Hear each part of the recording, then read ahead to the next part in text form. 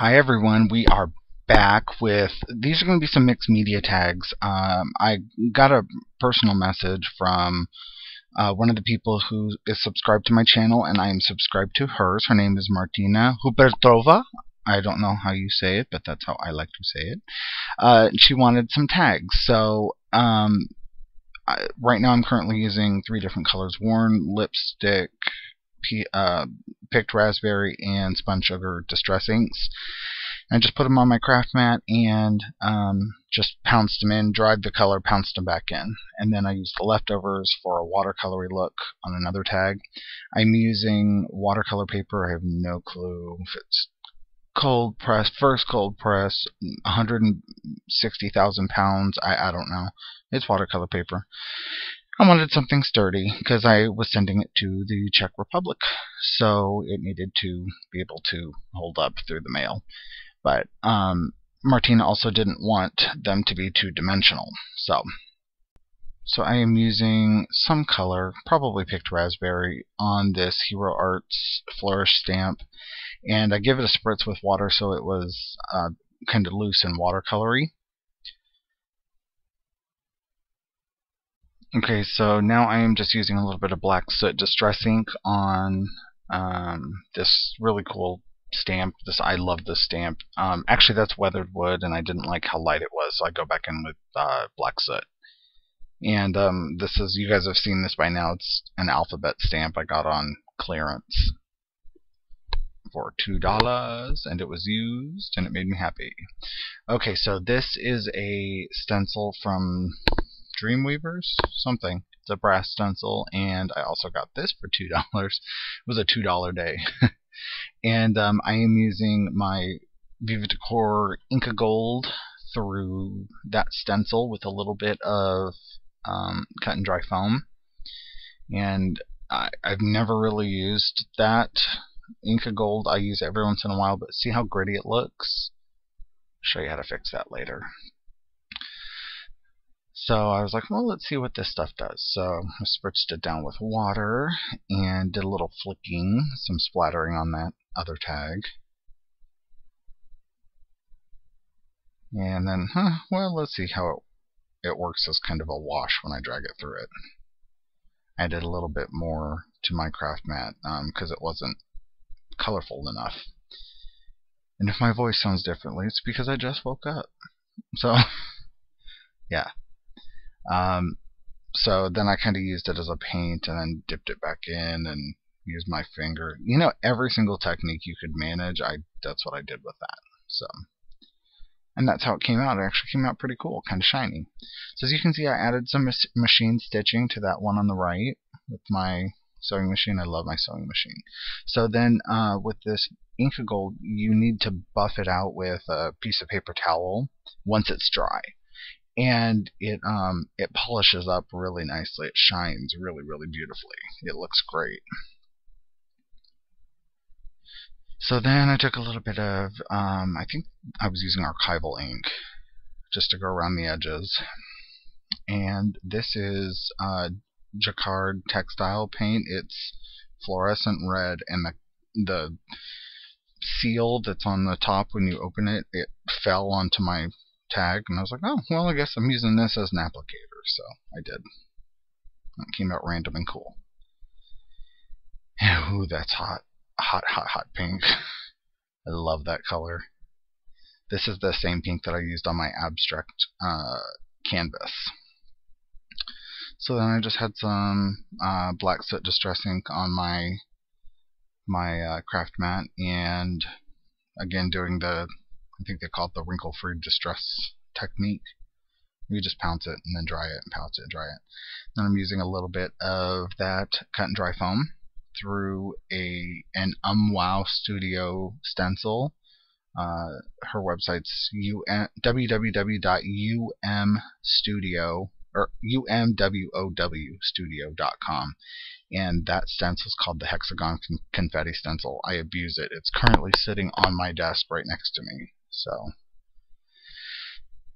just a little bit of script stamping.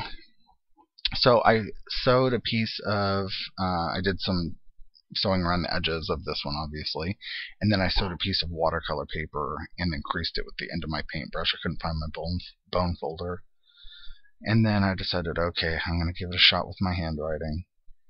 And I wrote, "Let your beauty shine." And that's with a Stabilo pen.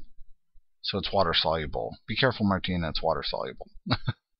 And I think I outlined it with pink too. I think I wrote it with pink again. I have a pink Stabilo pen. I'm not sure, it's been a while. Oh, I wrote it in pink first and then went over it in black. So that way both colors were kind of poking through. Don't worry, I don't leave that piece of watercolor white. And that's how the back looks. You're welcome. Okay, so I swiped my picked raspberry along the top and then just let it, sprayed it with water and let it drip down. And it created this cool, like, ombre look because it was watercolor paper. So this is another Wow Studio stencil, and it's called Lines of Chevron. And I just used archival ink through that. And that's more archival ink, which I stamped on using a pot holder. I'm sorry, we're going fast, but there was so much here, and they were all recorded at the same time. Like, one was drying and I'd be working on another, so I was like, there's no way I can split this out. So this is just one of the tags I had painted pink, and now I'm using white liquid or fluid acrylic and kind of just letting it flow. This is the Blick fluid acrylic, and it's not as fluid as I'd hoped it would be. It's not as fluid as, say, Golden's fluid acrylics are. It's a little bit thicker. So this is some tissue tape, and then a little piece of washi tape that was pink, of course, and just ran some sewing up and down it just to keep all of that in place, because I did not feel like gluing. I'm obsessed with my sewing machine lately. So I'm using more pink. This is UV reactive, so if you have a black light, Martina, this one will glow. So I used a little bit of that UV paint just to make everything pinker. And now I'm splattering on another tag. So as you can see, I would be working on one tag and then use the leftovers to start another tag. Martina asked for one tag, and I ended up sending her 8. I really wanted to play with my distress inks, which is why I started with distress inks, because I hadn't played with them for a long time. And right now, currently, I'm painting that paint, and I'm using a piece of washi tape that I tore at the end as a mask. So I'm going to peel that washi tape up, and you're going to see what's left behind. So she asked for 1, and I sent her 8, just because I cut down the watercolor paper, and I'm like, well, I've got it, so why not just keep going. I was having fun, so I just colored up a little piece of paper. I'm not even sure I did use that later on. So most of this footage got cut out, but essentially I was using my Pitt Big Brush pen. It's a gray color, and a paintbrush just to fade it out, just to give it a shadow, like a drop shadow, to make that white stand out. So the white is just the color of the watercolor paper, but I wanted it to look like it was sitting above the rest of it. So this is that same Dreamweaver stencil again, and I'm using picked raspberry distress ink with a foam applicator, and I put that washi tape back just so I didn't get the white pink. And Martina uses these tags to journal on, so each tag is a day, and she's tracking her weight loss, and also essentially her I'm doing some faux stitching along this just to give it some detail. Also her, how she's doing with her weight loss and her art, and so it's a really cool idea. Her book's really awesome. A lot of you, a lot of people out there have asked, will you subscribe to my channel? Absolutely, and I do, and I watch your videos, and I just don't. I can't comment because I have a Windows phone, and it does not allow us to. I mean, it is a process to be able to comment. So, and once I told Martina that, she was like, "Oh, tell me about it," because she has a Windows phone as well, so she knows what we're talking about. So if I'm subscribed to your channel, don't think I don't watch, because I usually do. I just can't comment. But I always hit that thumbs up button. So just a little bit of drippy black, what's that called?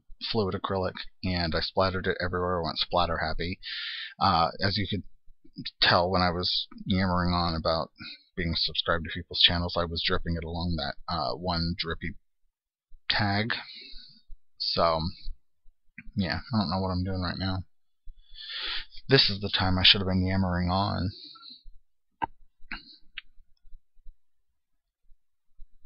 So, oh, some splattering on that one. Yeah. Okay, so I took that splattery one and I was like, this needs something. So I took this zebra stencil, which I cut using my Cricut, and just used my black Pit Artist Big Brush pen. I hate saying that. My big brush pen. And so once it was dry, I used my Distress ink in Picked Raspberry and just colored the rest of it pink. So I'm using my ruler, peeling up some of the tape just to give it a more rugged look, more funky, and then my gray big brush marker just to give it some color, and then some black.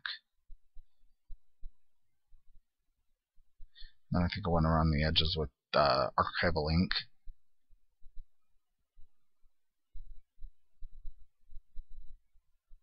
Not sure what else is happening. I never know what's happening. Oh, okay, so I grabbed for my Donna Salazar mixed media inks. This is the Jasmine. I love this white. This white is really, really vibrant. So I just stamped with a little scripty stamp over that. And I do believe this is the last tag. This is that drippy one. So I cut out, this is that pink that I swiped through earlier that I said I'd use. And I just hole punched it using that notebook edge hole punch. And then put a piece of washi tape, I think, behind it. I ended up working myself out of my frame. And then, as you can see, Tiny attached it and tore that little piece off. These little pink hearts, which I'm outlining with my Stabilo pen, were I used a punch, and it is hot pink duct tape, as you can see up in the corner. So I thought that came out cool. I'm sorry, this is the only picture I got, so I kind of blew it up. Sorry, it's kind of pixelated, but at least you can see it a little bit better. If you want to see them, head over to Martina's channel. She loves pink, as you can tell. So hope you guys enjoyed. I'll talk to you later. Bye.